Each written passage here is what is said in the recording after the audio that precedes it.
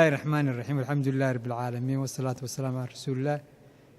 ساكا waxaa ku soo ziyaartay madaxweynaha halkan safiirka Ingiriiska waxaanu ka wada hadalnay arrimo fara badan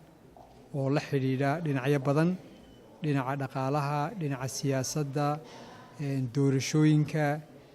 waxa badan martii ka wada hadalnay iyo sidii loo sii xoojin lahaa cilaaqaadka labada dal ka dhaxeeya sala socotaanba cilaaqaad taariikhi ah ka dhaxeeya Soomaaliland iyo wadanka Ingiriiska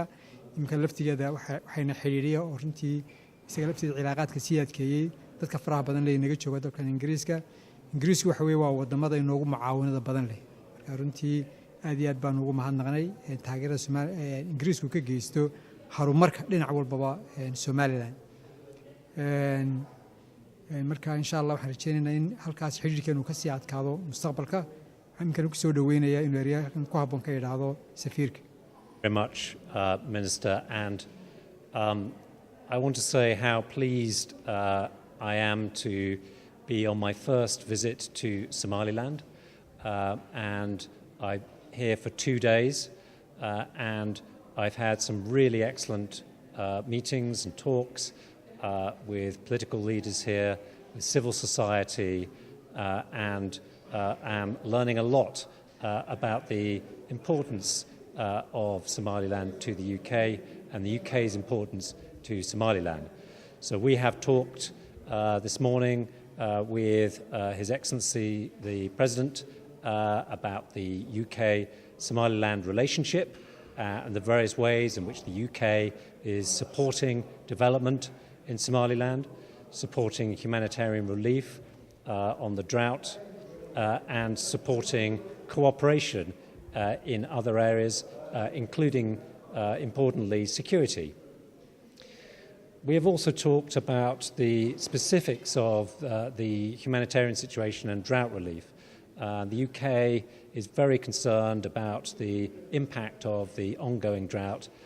to the people of Somaliland, and we commit to continuing to do what we can as a donor, working through the UN agencies to deliver the support that the people of Somaliland need to get through this difficult period and to rebuild resilience. We have also talked about the upcoming election in Somaliland, which the UK strongly supports, and we believe there is an important opportunity for Somaliland to show its people, to show the region and to show the world that it is absolutely on track to hold a fair, credible and freely contested election that delivers an outcome that is acceptable to all the people of Somaliland. That would be a wonderful opportunity for Somaliland to renew its democratic credentials to its own people and to the rest of the world. And we very much look forward to working to support that process where we can and to talking to the government of Somaliland after the election when the result is delivered. But in the meantime, I want to thank my hosts, the government here, and all those who've spoken to me and welcomed me so well, and I look forward to this being the first of many visits to Somaliland. Thank you very much.